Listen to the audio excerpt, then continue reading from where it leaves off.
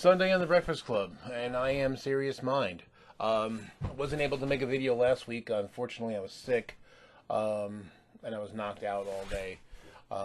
And I'm still sick, as you can probably tell from my voice, but I'm functional. So my apologies for my raspier than usual voice today, but I wanted to weigh in. GothatFunk gave a list of questions he'd like people to answer at least two. I will answer two. First one was that I'm going to answer is, did you ever have an epiphany that really changed the way you look at things? You know, not something that was trivial, something that was a little more profound. And I'll say this, for me, it feels profound. So I'll give it a go. Hopefully you find this interesting.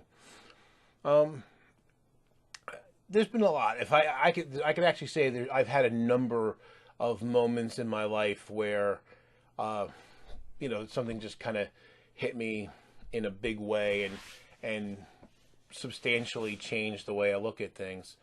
But I'll just try to limit it to one, or maybe I'll bring us up a second one if I don't run too long. But this one is recent, actually, relatively recent. And it applied first to business. As many of you know, I do have my own business, an engineering firm, but I've realized that it applies beyond just business. It applies in personal things and all sorts of relationships and everything from a certain perspective. And the big thing is that there is a difference between winning and being successful, and that you don't have to win every time to be successful. Now, I kind of see this as kind of a subset of the larger epiphany, but I think this was probably where it started, and it kind of grew to really be a bigger thing. And really how it manifested. I've been in business. I started my business 2009, got going seriously in 2010, and I've done reasonably well, but not as well as I could have, and as I see now, and things are going really well now. But there was a time earlier on where I really hated to lose a bid. So we bid on projects, we don't always get them, and I mean, no one likes to lose, but it really affected me. I think I really kind of took it personally, and I was always so worried that if we didn't win every bid, that somehow we wouldn't be successful and the company would fail. And I really kind of carried this fear for a long time. And I realized over time that this was actually holding me back. My wife was always wanting to say, hey, don't worry, there'll always be another opportunity, and she's been right. But I think you have that feeling that if I lose this one, there won't be any more wins. I don't know if there's going to be another opportunity, and again, that applies to business, but it also applies elsewhere in life. And if you run like this, if you run scared, you make a lot of bad choices. And one of the things I was doing, from a business perspective, is I was so worried that I would lose that very often I would, cut my prices unnecessarily. I just wanted to make sure that we won the bid. And in a lot of cases, it really wasn't necessary, and I was leaving a lot of money on the table. And it's not so bad when I was working, when it was just me. Because, okay, if I make a little bit less money, it doesn't really make too much difference. But when you have employees and you have responsibilities and you have rent and, you have payroll to make and taxes and all this kind of stuff, leaving money on the table really affects not just you, affects everybody in your organization. And there were several times when I wanted to hire and bring more people on, but because or pay to get better talent, and the reason why I couldn't is because the money, the funds weren't there, and so in I guess there was a bid that we lost a few years back where my wife had convinced me uh, not to try to buy the job, as we say in the business, and just put it out there, and we didn't get it, but our price was identical to our competitor, and everything, our offering was identical. The only reason why we didn't get it is because they were in the customer system and we weren't. So it would have been more trouble to get us on board. And but then shortly after that, we ended up getting a project where I didn't have to cut our rates or give a discount or anything like that. And I started to see that, okay, if you're constantly discounting yourself, you're selling yourself short. And the thing is, people pick up on that. And again, it's not just in business, in personal relationships too. If you're cutting yourself down, if you're cutting yourself back, if you're deprecating yourself too much, then people don't respect you, and they will walk all over you, or they won't allow you to get too close because people don't, they don't want to get really tight with someone they don't respect. They might like you to a point, but they're never going to take you seriously. And so that was a start.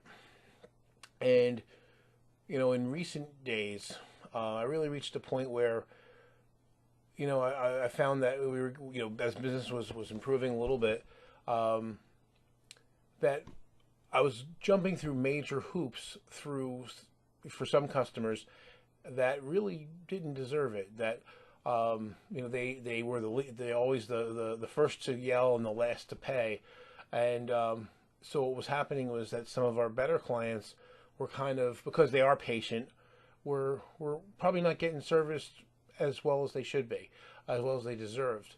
And I realized that that was a mistake. I was putting all the effort, because again, I didn't, I was viewing that if a customer were to say, well, we're not going to do business with you, that this is a terrible failure. But you don't need every customer when it comes right down to it, and some customers aren't really worth it. Maybe they might be worth it for somebody else. So I took kind of a change, and I really just said, okay, you know what? Rather, we're not going to discount ourselves anymore. We're not going to jump through hoops for people who don't really appreciate it. We're going to focus and not try to win everything. And it's really paid off. I even fired a couple clients that were just kind of too much trouble. And and we raised our rates substantially. In the past, I was always afraid to raise the rates because, again, I was afraid of driving away business. And I said, screw it, I missed out on some really good talent I was trying to hire because, the rates we charged, we just weren't charging enough to be able to pay for some top-end talent. And that was a real crusher because I found really the perfect employee, perfect candidate for the position I had open, and I couldn't afford him. And it wasn't even a matter of taking less profit. Literally, at best, I could have broken even on him, and that doesn't really make any sense. And I probably would have lost money. So I realized I needed to make a change, and we had a significant price increase. And no one blinked. And one of the customers that we fired actually came back, and we were unyielding, and they wanted a lot of conditions that we weren't happy with that have not been good for us in the past, and we said no, and we walked away. And they came knocking back, and we got what we wanted. And so it's amazing. So I kind of sum up this one. I've been making my own rules of acquisition like the Ferengi have. I've mentioned those a few times. But winning, wanting or needing is more expensive than wanting. When people know you need it, when you have that ring of desperation, then they can take you for everything you've got. And if they know that you don't need them as much as they need you, then you're going to win. Or at least if they think that they need you more than you think and you need them, that's another part of it. And really, if you think about any relationship, it's going to sound cold, and I don't really mean it the way it's going to come out, but all relationships are transactional at a certain level. You know, people we keep in our lives were there for a reason because they add something to our lives. Um, Either we have something in common with the person, or we enjoy their humor, or their wisdom, uh, their generosity, their peacefulness, whatever it is that they bring. Maybe all of the above.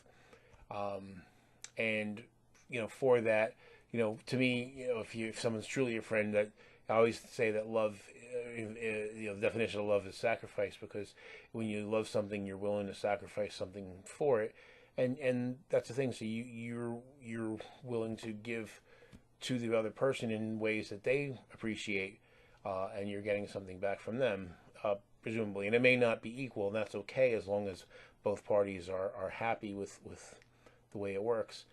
And so along those regard, there were people in my life that, maybe I liked them on a certain level, but they were toxic and they were causing more harm to me than what they were adding, and I had to step away.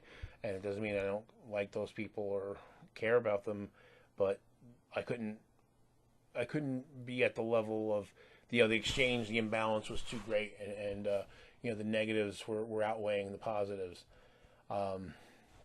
So, and it's not in a hateful, hostile way. And it's happened to me. There's people who decided that, hey, I'm just sick of Joe and I don't want to deal with him anymore. And I find I'm better able to deal with that now. So that's good. My stress level's way down, and I'm a happier person. And it even goes to like social media. You don't have to win every fight on Facebook. A lot of them aren't worth the effort. And when you approach things that way, because really being successful, you think about. I'll use a sports analogy. I'm a Mets fan. I love baseball. I don't really care about any other sport. Mets' best season ever. They won 108 games, which in baseball, anyone who knows anything about baseball, that's a fantastic season. Well, they lost 54 times. So you're going to have wins and you're going to have losses, but how you deal with those wins and losses really what matter. And in the fact that you have either more wins than losses or bigger wins than losses. So people who take this losing is not an option thing, or winning isn't everything, it's the only thing. I think they're kind of missing out. It's a matter of in baseball there's the concept of the strategic loss, where you say, okay, we're going to rest our frontline people because they're getting a little tired, but we need them for the long haul because this is a marathon and not a sprint. And so we'll husband our resources and let the second line players get out there and get some time, and occasionally we'll win some of those games. But that winning isn't the goal in those games. It's to be to play the game. So that's really I guess that would be my big epiphany. I'd talk more, but I've already talked a lot about it, and I have another question to answer. The other one, now the other will be like the worst thing that you've done. And, I think we can all come up with, crummy things that we've done. But I think the thing that bothers me the most is years ago, I had a dispute with my grandmother. I grew up in my grandmother's house. My mother had some problems, and so I from about age 2 until I graduated college, I lived in my grandmother's place. And when I moved away for a while, when I came back to New Jersey, we'd had a little bit of a falling out, and I was really upset with her.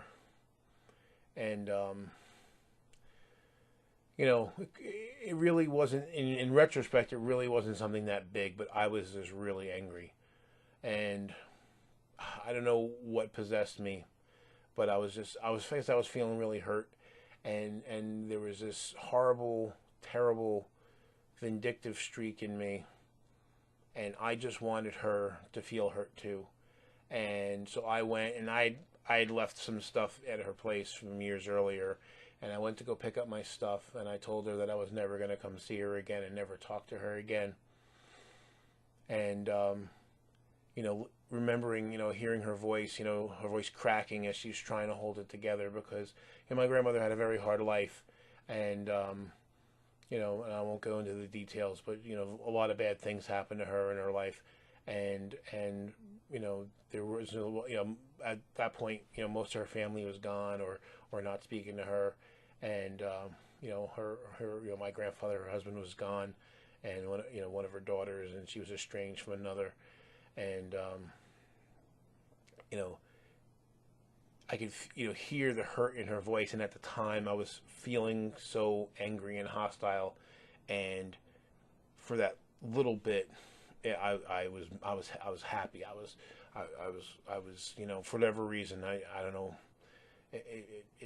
I got joy out of it, and but it didn't last. It didn't last very long at all, and I got home, and I just started thinking about the whole thing. And this is a woman that took me, from a young age, and raised me, and made sure I got to go to college, and did everything for me. And here I was, deliberately, trying to hurt her feelings and make her feel bad. And I said that hurt in her voice was so terrible, and it still haunts me to this day. And so I went back, and I apologized, and we made up, but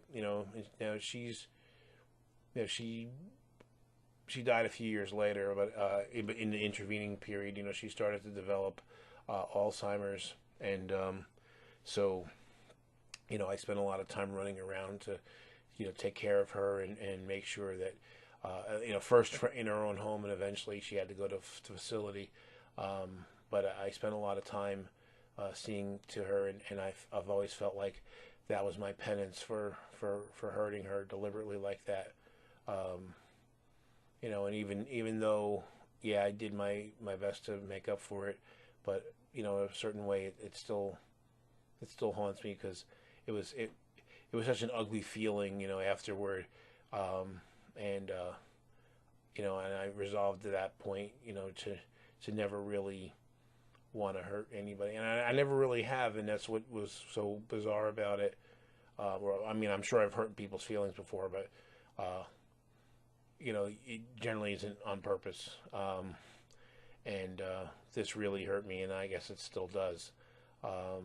So, I don't believe in an afterlife. So I'll never, as far as I know, I'm never going to get to see her again. But if it ever turned out that I was wrong about that, and I did get to see her again, I think I'd spend the rest of my eternity trying to make up for that, because as much as she forgave me, I guess I really haven't forgiven myself. So on that happy note, Got That Funk is up tomorrow, and I'm interested to see what he'll say. Take care.